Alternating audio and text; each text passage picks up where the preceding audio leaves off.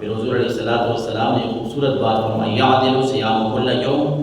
منہا بصیام السنہ، جو ان 10 دنوں میں ایک دن روزہ رکھتا ہے نا، ایک دن، اس کو 1 سال کے برابر روزوں کا ثواب ملتا ہے۔ اور فرمایا وقیام کل لیلۃ منہا بقیام لیلۃ القدر، جو ایک دن روزہ رکھتا ہے اس کو سال کے روزوں کے برابر ثواب ملتا ہے، اور جو ایک رات قیام کرتا ہے اس کو لیلۃ القدر کے برابر ثواب عطا فرماتا ہے۔ ترمذی شریف کی حدیث ہے 758 نمبر میں۔ تو کل بھی میں نے بتایا تھا جنہوں نے نفلی روزہ رکھا ہے ان کے لیے بہت بڑی خوشخبری ہے، اتنا بڑا اجر ہے، اتنا بڑا ثواب ہے۔ اور ایک حدیث رسول میں ہے جو آج کا دن ہے، آج کے دن جنہوں نے نفلی روزہ رکھا ہے تو ان کے لیے یہ بھی اللہ کے نبی نے خوشخبری سنائی ہے کہ جو عرفہ کا روزہ آج کا جو دن ہے، نفلی روزہ جو رکھتا ہے، اللہ تعالیٰ اس کے 2 سال کے گناہ جو ہے وہ معاف فرما دیتا ہے۔ یہ بڑا اجر و ثواب ہے، اور یہ دن کوئی عام دن نہیں ہے۔ انہی دنوں کے بارے میں قرآن کہہ رہا ہے سورۃ الحج کی آیت نمبر 28 میں، وَيَذْكُرُ اسْمَ اللَّهِ فِي أَيَّامٍ مَّعْلُومَاتٍ، اللہ کا ان معلوم دنوں میں، ان مشہور دنوں میں اللہ کا ذکر کرو۔ اس لیے ان ایام میں ہم تکبیرات کہتے ہیں، ہمیں اس بات کی طرف اللہ کے نبی صلی اللہ علیہ وسلم نے رغبت دلائی ہے کہ ان ایام میں، ان دنوں میں زیادہ سے زیادہ تکبیرات پڑھی جائیں۔ اللہ اکبر جو ہم پڑھتے ہیں، تکبیرات زیادہ سے زیادہ اللہ تبارک و تعالیٰ کی بڑائی کو بیان کیا جائے۔ اور حضرت ام سلمہ، ان لوگوں کے لیے بھی ہم نے چاند نظر آنے سے پہلے یہ میں نے حدیث مبارکہ سنا دی تھی، جنہوں نے عمل کیا ان کے لیے بھی بہت بڑا اجر و ثواب ہے۔ سنت طریقہ ہے کہ حضور نے فرمایا، ام سلمہ فرماتی اذا دخل العشر وعنده ضحیہ، کہ جس کا ارادہ ہو قربانی کرنے کا، اور جو ہی یہ عشرہ داخل ہو، یعنی ذو الحجہ کا چاند، عید قربانی کا چاند نظر آئے اس سے پہلے وہ اپنی حجامت بنوا لیں۔ وہ کون سی چیزیں؟ فلا یأخذن شعرا ولا یقبلن ظفرا، وہ اپنے ناخن نہ تراشے اور اپنے بال نہ کاٹے ان 10 دنوں میں جن کا قربانی کا ارادہ ہو۔ اللہ کے نبی صلی اللہ علیہ وسلم نے فرمایا اس کو بھی اللہ تبارک و تعالی ثواب عطا فرماتا ہے۔ بلکہ ایک روایت میں قربانی نہ کرنے والوں کے لیے بھی اللہ کے نبی کی یہ سنت ہے، یعنی اللہ کے نبی نے جو قربانی کرتے ہیں ان کے لیے بھی فرمایا، اور جو قربانی نہیں کرتے ان کے لیے بھی یہ روایت ملتی ہے کہ جس طرح ایک صحابی نے سوال کیا کہ اللہ کے نبی میرے پاس نا ایک گائے ہے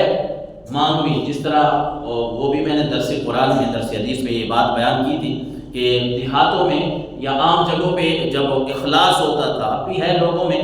تو یہ ہوتا ہے جن کے پاس جانور زیادہ ہے نا، 4-5 جانور دودھ دینے والے ہیں، اور دوسرا گھر ہمارا جاننے والا، ہمارے پیارے کوئی ایسے ہیں کہ ان کے جانوروں کا دودھ خشک ہو گیا ہے،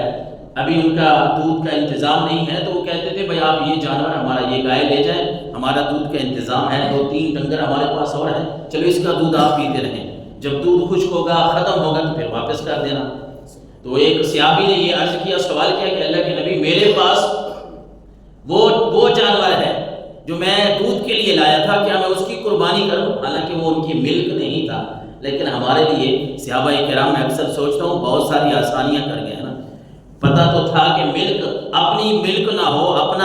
اپنی چیز نہ ہو تو اس کی قربانی کیسے؟ لیکن اللہ کے نبی سے سوال کیا تو حضور علیہ السلام سے جب اس صحابی نے پوچھا کہ اللہ کے نبی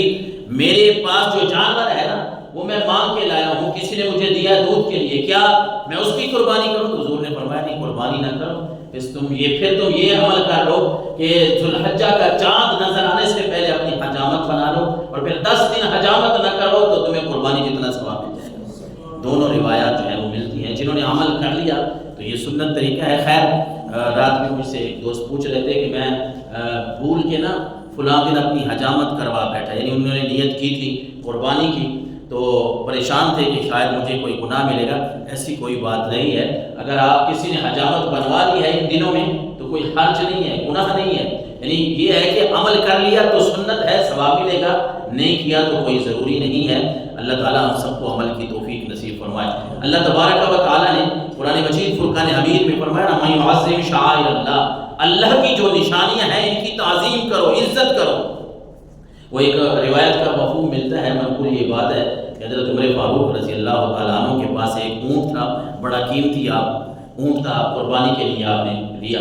تو کسی نے آپ کو بہت زیادہ وہ خوبصورت تھا اور اپنی پسند کی بات ہوتی ہے، کسی کو پسند آیا، انہوں نے حضرت عمر کو بہت زیادہ پیسے کہے، یعنی جتنا حضرت عمر نے جتنے پیسوں سے دیا تھا اس سے کئی گنا زیادہ جو ہے کسی نے پیسے کہے۔ تو کسی نے شاید آپ کو کہہ دیا کہ حضور آپ یہ بیچ دیں، آپ کو خود خیال ہے، اور اس کے بدلے میں کئی قربانیاں جو ہے ہو جائیں گی، یعنی ایک جانور بیچ دیتے ہیں، اس کے بدلے میں کئی قربانیاں، کئی اونٹ شاید آ جائیں۔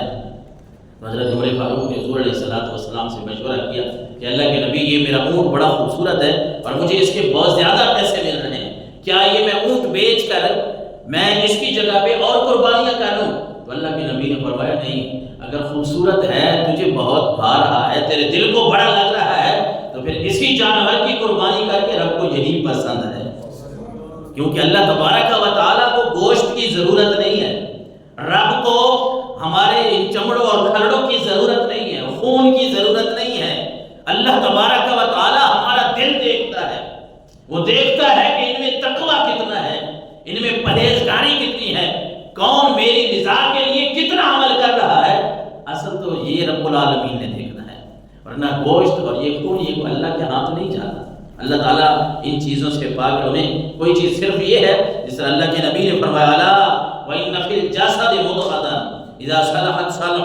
صَلَحَ الْجَسَدُ كُلُّهُ۔ حضور نے فرمایا لوگوں خبردار، جسم میں ایک ایسا ٹکڑا ہے، ایک ایسا جسم کا حصہ ہے کہ اگر وہ صحیح ہو تو پھر سارے کا سارا جسم صحیح ہوتا ہے، اور پھر آپ نے فرمایا وہ جسم کا ٹکڑا اگر خراب ہو جائے تو پھر سارے کا سارا جسم وہ فساد میں آ جاتا ہے، جسم سارا خراب ہو جاتا ہے۔ الا وہی القلب، اور پھر آپ نے فرمایا لوگوں وہ دل ہے، دل اگر دل انسان کا ٹھیک ہو نا، نیت انسان کی ٹھیک ہو، تو پھر اللہ کے نبی کے فرمان کا خلاصہ یہ ہے پھر سارے کا سارا جسم تمہارا صحیح ہے، تندرست ہے۔ اور اگر نیت میں کھوٹ ہے پھر انسان جو بھی عمل کرتا رہے اس عمل کا ثواب انسان کو نہیں ملتا۔ اگر ہم نے ثواب حاصل کرنا ہے تو یہ بات ہم نے یاد رکھنی ہے کہ اللہ کے نبی صلی اللہ علیہ وسلم نے اخلاص، تقوی اور پرہیزگاری کی طرف ہمیں بلایا ہے، ہمارا قرآن بھی ہمیں تقوی اور پرہیزگاری کی طرف بلا رہا ہے۔ امام حسن بن علی